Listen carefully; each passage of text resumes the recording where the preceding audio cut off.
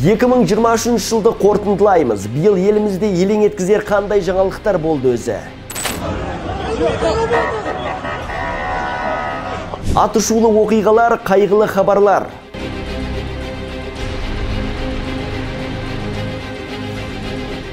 Елге танылғандар, депутаттық мінберде сөзден жаңылғандар. Қазақстан Республикасының тұтастығы мен Республикасының тәуелсіздік хайп қуғандар мен айыпты болғандар. Алаяққа алданғандар. Қанша елдің аманаты, елдер тура мен жеп қойғандай көреді. Жаңа анерің төңкерем, мына жерің төңкерем. Толық нұсқасын дәл қазір Стан KZ YouTube арнасынан көріңіз. Армысыз көрермен, өздеріңіз білетіндей желтоқсанның соңына да келіп жетті. Бұл дегеніміз 2023 жылды қорытындылайтын кез келді деген сөз. Сонымен, қоян жылында Қазақстанда қандай өзгерістер болды? Биыл біздің елде нендей елең еткізерлік жаңалықтар есте қалды? Атышулы оқиғалар, қайғылы хабарлар, әлеуметтік желінің жұлдыздары, хайп қуғандар мен айыпты болғандар. Алаяқ алданғандар, ерлігімен елге танылғандар, депутаттық мінберде сөзден жаңылғандар. Сонымен қатар Қазақстанның әлемдік аренадағы жеңістері мен жетістіктері және эксклюзив сұхбаттар. Міне осындай оқиғаларға жеке-жеке тоқталамыз. Олай болса, Стан KZ YouTube арнасының экранына жақынырақ жайғасыңыз. Біз бастаймыз.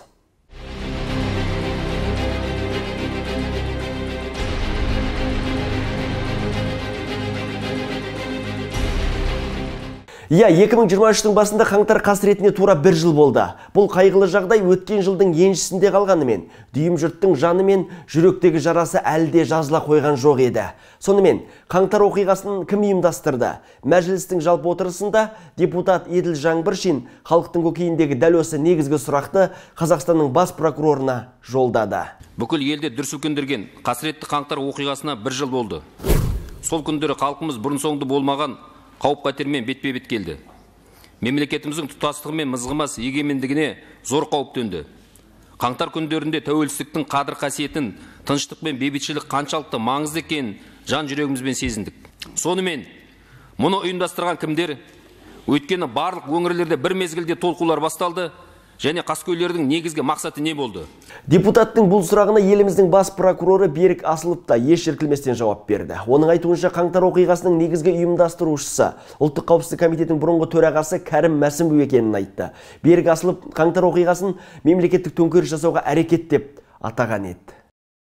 Мәсімовтің тапсырмасы бойынша Алматы қаласы мен Қызылорда облысы ұлттық қауіпсіздік комитетінің департаменттің жеке құрамы жұмыс орындарын тасып кеткен. Сондай-ақ басшылықтың нұсқауы бойынша Алматы және Жамбыл облысының полиция департаменттері өз ғимараттарын тасып кетті. Әрине турасын айту керек, осы басшылар әлсіздік танытты. Бұл өз кезінде жеке құрамның рухын түсірді. Соның салдарынан тәртіпсіздіктің жолын кесу бойынша шаралар уақытылы қабылданған жоқ. Нәтижесінде Алматы мен Талдықорған 2 күн бойы қарулы содырлардың билігінде болды. Бас прокурор дәл осы мәлімдемесінде шабуылды тойтару кезінде төтенше жағдай мен антитеррористік операция барысында 238 адам қайтыс болғанын айтты. Иә, 2023 жылдың қаңтар айында қаңтар оқиғасы талқыланған еді. Ал биыл наурыздың 19 күні Қазақстанда кезектен тыс мәжіліс сайлау өтті. Бірақ ант беру рәсімінде халық қалаулылары қатты қобалжығаны әлі елдің есінде. Бірінші сол видеоны көріп алайықшы. Қазақстан Республикасының тұтастығымен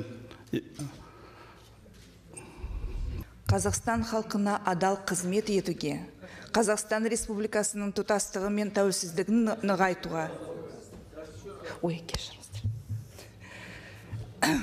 Қазақстан халқына адал қызмет етуге. Депутаттың өзімен жүктелген мәртебелі Қазақстан Республикасының тұтастығы мен тәуелсіздігін нығайтуға. Қазақстан Республикасының тәуелсіздік пен тұтастығын нығайтуға, оның конституциясы мен заңдарына қатаң бағынуына депутат өзіме жүктелген мәртебелі міндеттерін адал атқаруға қызмет етемін. Ант етемін.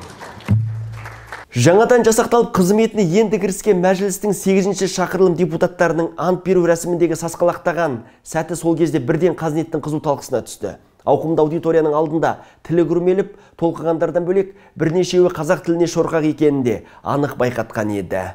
Қайтуға, оның конституция мен заңдарын қатаң бағынуға, депутаттың өзіме жүктелген мәртебелі міндеттерін адал атқаруға. Оның конституциясы мен заңдарын заңдарына қатаң бағынуға, депутаттың өзіме жүктелген мәртебелі міндеттерін адал атқаруға, депутаттың өзіме жүктелген мәртебелі міндеттеріне адал атқаруға ант етемін. Ал алғашқыда қалың көпшілікке айтыскер ретінде танылып, биыл наурыз айында мәжіліс депутат атанған Ринат Зайытов ант беру рәсімінде қобалжыған әріптестерін басында ақтаған сыңай танытып, кейін шындығын айтқандай болды. Сол кезде бізге аудио сұхбат берген еді. Тыңдап көрейікші.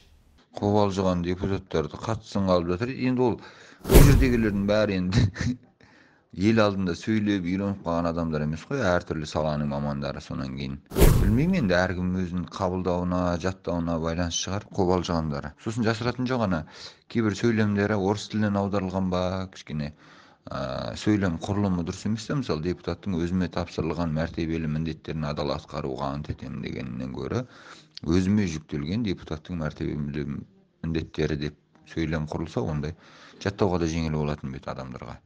Енді ант беретін орынның аурасы дейді, шын айтайын, мен ондай бір аура болды, о жерде қобалжыдым деген өтіріктен аулақпын. Өйткені әу баста келгеннен бері мойында тек қана жауапкершілік бар, сол жауапкершілік қалай соның алдында ятқа қалып қалмау ғана бар. Сондықтан енді ант қабылдау бәріміз үлкен жауапкершілікпен қарадық. Мүмкін бір іште қобалжу болуы мүмкін, болуы да заңдылық қой, енді сен бүкіл елдің алдында ант берейін деп тұрсың. Тек сол антқа келген дайындығыңа байланысты шығар ол қобалжудың деңгейі. Оны бір серьезно қабылдамайтын да депутаттар бар шығар, білмеймін мен. Бірақ депутат атанған Зайытов оппозициялық саясаткерлерге жақпай қалған сияқты. Қоғам қайраткері, журналист әрі марқұм Алтынбек Сәрсенбайұлының туған ағасы Рысбек Сәрсенбайұлының айтуынша, наурызда тағайындалған мәжіліс депутаттарының басым бөлігі нағыз халық қалаулысы болатын адамдар емес. Мәселен, бұл тізімде айтыскер ақын Ринат Зайытов да бар екен. Көпшілікке танымал ақын Ринат Зайытов ол туралы қазір әртүрлі пікір айтады. Бұрын соның сөзіне сенген адамдар қазір қатты ренжулі. Ринаттың парламентке барғаннан кейінгі шығып айтып жатқан сөздеріне қарап. Адам өзгермелі құбылмалы болып тұр ғой. Бұл мына құбылмалы заманда мүмкін сондай адамдардың сондай мінездегі, сондай іс-әрекеттегі өздерін солай ұстайтын болмыс сондай адамдар керек шығар. Құбылмалы заманда қолып тұратын адамдардың. Со жағынан мүмкін жарасады, со жағынан мүмкін кейбіреулер қолдайды. Мысалы, Ринат Зайытов құбылмалы дедіңіз, бұл халықтың сөзі ме әлде сіздің сөзіңіз бе? Бұл енді көпшіліктің сөзі, көпшіліктің пікірін айтып отырмын. Жеке менің өзімде пікірім соған үйлес келеді.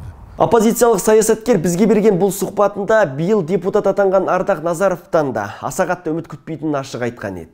Ардақ Назаров туралы мен тіпті ештеңе айтқым келмейді. Ол мені сөз ететін тұлға емес.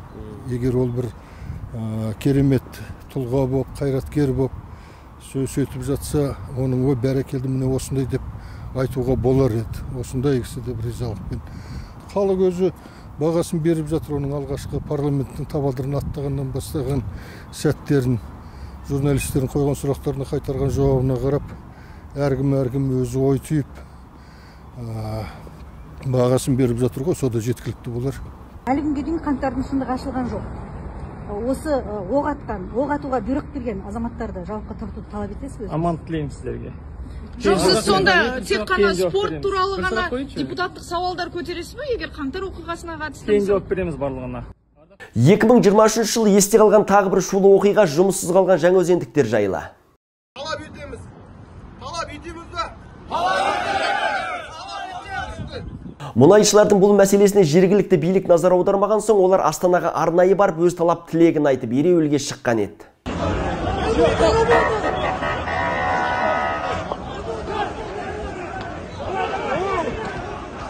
Құзырлы орган өкілдері жаңаөзендік жігіттердің бұл наразылық шарасы рұқсат етілмеген екенін айтып, Астанадағы тәртіп сақшылары жұмыс талап еткен мұнайшыларды күштеп ұстап, арнайы көлікке тиеп, полиция басқармасына жеткізген.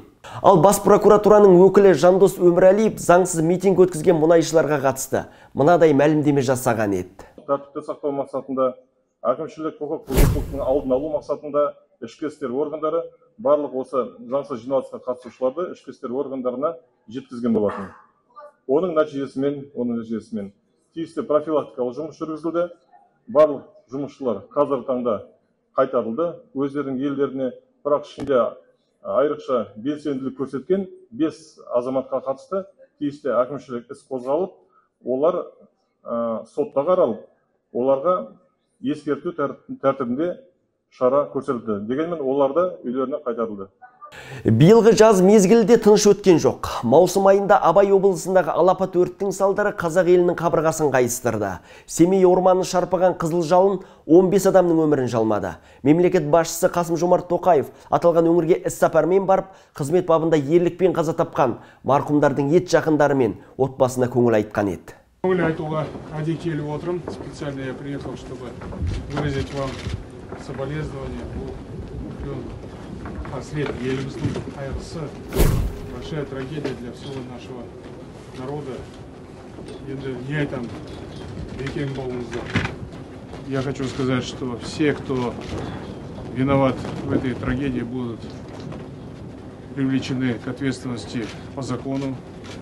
Президент табиғи апат кезінде жақынынан айырылған жандарды жұбатып, олардың отбасына жеке жәрдемақы тағайындалып, материалдық тұрғыда толықтай көмек көрсетілетінін баса айтты. Я приехал специально, чтобы выразить вам соболезнования, это раз. Во-вторых, сообщить, что всякая помощь будет оказана, будь это финансовая помощь или другая, по устройству детей, детские сады, вузы. Все, что вы скажете, все, что нужно, любая помощь будет оказана. Я, конечно же, вместе с вами, вы наши граждане, граждане нашей страны, я несу за вас ответственность. И я, как глава государства, приношу свои извинения за то, что случилось. Осылайша Тоқаев 12 маусымды жалпы ұлттық аза тұту күні деп жариялады. Айтпақшы, биыл Қазақстандағы азалы күндердің саны 29 қазанда тағы толықты. Бұған себеп Қарағандыдағы Костенко шахтасындағы қаралы хабар. Жарылыстың салдарынан 46 кенші қаза тапқан еді. Сондай-ақ 2023 жылы бұрынғы экономика министрі Қуандық Бишімбаев та елдің аузында. Ол қараша айының 9-ында өз әйелін өлтірді деген күдікпен қамауға алынды. Тұрмыстық зорлық-зомбылықтың құрбаны болып делінген марқұм Салтанат Нүкенованың қазасы әлі күнге дейін қоғамда қызу талқыланып жатыр. Сонымен қатар биыл елімізге танымал біраз адам өмірден өтті. Олардың тізімінде өнер өкілдері, мәдениет пен әдебиеттің майталмандары бар. Мәселен, әнші композитор Арман Дүйсенов, жасаншы Дархан Джуз, ақын Несіпбек Айтұлы, мемлекеттік әрі саяси қайраткер Бердібек Сапарбаев, Нұрсұлтан Назарбаевтың туған інісі, кәсіпкер Болат Назарбаев, сатирик Асқар Наймантай, досмұқасандық дауылпазшы Александр Литвинов мәңгілік мекенін аттанса, таяуда ғана дәл сол атаңызға айналған ансамбльдің белді солисі Ақжол Мейірбеков те қайтыс болды. Жаназаға келген әріптестерінің айтуынша, Ақжол Мейірбеков өнер жолында талай жыл тынбай тер төккенімен, мемлекет әншінің қадірін біле қоймаса керек. Марқұм көзі тірісінде биліктен атақ сұрап, марапатқа қатты қызықпапты. Қадірін білді деп айта алмаймын. Бірақ ол кісі ешқашан маған неге атақ берілмей жатыр, мені неге марапаттамай жатыр деген әңгіме айтпайтын. Мен сізге айтып тұрмын, ол кісінің мәдениеті басқаша болатын. Қаншама еңбек етсе де, ол өзінің өнерін бұлдаған жоқ. Мен сол үшін ол кісіні құрметтедім. Ол кісінің алған атағы сол құрмет ордені ғана ғой деймін. Мен білуім бойынша еңбек сіңірген қайраткерін алды. Бірақ баяғыда алып кеткен суге қалды. Енді сол құрмет орденін бізде кім алмай жатыр, енді өздеріңіз білесіздер.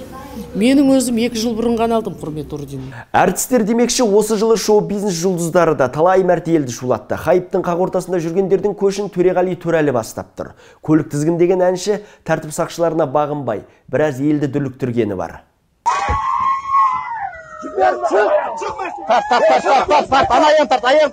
Ал Қайрат Нұртас қайда жүрсе де хит қой. Бұл жолы танымал әншінің аты жөні Айка деп аталатын элиталы эскорт қыздарға келетін тұтынушылардың тізімінде жүр. Айка демекші, биыл Айыс Мұратова деген лақабатпен танымал келіншектің де есімі жиі аталып жүр. Ол Қытайдан арзан бағада ыдыс-аяқ, түрлі жиһаз жеткізіп беретінін айтып, талай қыз келіншекті алдаған екен. Таяуда бізге бір топ әйел сұхбат берген еді. Сонымен Айыс Мұратоваға өз қолыңызбен қанша теңге аудардыңыз? Өз қолыммен емес, бәрін Каспий Голдпенен аудардым, переводпен 20 миллион теңге. 20 миллионнан түк те қайтқан жоқ. Бірде зат алған жоқпын, бірде зат. Қазір ел мені жеп жатыр. Шымкентте жүруге мүмкіндік қалған жоқ. Осында қашып келіп жүрбіз тентек ата ұқсап. Қанша елдің аманаты, елдер тура мен жеп қойғандай көреді. Жаңа анерің төңкерем, мына жерің төңкерем. Осындай сөздердің бәрі. Шымкенттен қашып келіп отырсыз осында? Шымкенттен осында келіп отырмын, әйтеуір бір нәрсе бір жерден бір нәрсе табылар, бір нәрсе алып орнына қоярмын деп. Ол ақшаның бәрін мен жеген жоқпын ғой, үстінен көрген кішкене пайдам болды, болмады деп айта алмаймын, көрдім пайда. Бірақ оны қайтадан өзіне салып отырдық. Мына қыздардың бәрі куә ғой. Елдегі қайғылы хабардан, адам шошырлық ақпараттан шаршаған шығарсыздар. Енді Ақжолтай жаңалықтарға да кезек берейікші. Биыл спортшыларымыз жарады. Әуесқой бокстан Ташкентте өткен әлем чемпионатында 4 былғары қолғап шебері Санжар Ташкенбай, Сабырхан Махмұд, Асланбек Шымбергенов және Нұрбек Оралбай алтыннан алқа тақса. Осы жылы еркін күрестен Қазақстан тарихында бұрын соңды болмаған сенсацияға тола жетістікке жеттік. Палуанымыз Ризабек Айтмұхан әлем чемпион атанды. Сондай-ақ жуырда ғана Лас-Вегаста өткен UFC 296 турнирінде отандасымыз Шавкат Рахмонов америкалық Стивен Томпсонды уақытынан бұрын жеңген еді. Сонымен 18 жекпе-жек, 18 жеңіс және 18 финиш. Ал 2023 жылы еліміз үшін ең жағымды жаңалық, биыл Қазақстан халқының саны 20 миллионға жетті. Құтты болсын. Құрметті көрермен, осылайша 2023-пен қоштасамыз. Өздеріңіз көргендей қоян жылы қуанышы мен қайғысы қатар келген жыл болды. Келер олу жылы тек жақсылыққа толы жыл болғай. Стан Кезет YouTube арнасынан алыстамаңыздар, санаулы күндерден кейін, яғни 2024 жылдың қаңтарында қайта қауышқанша көрермен. Жаңа жылда жақсы тойлаңыздар. Сіздермен болған Серік Қазайызбаев.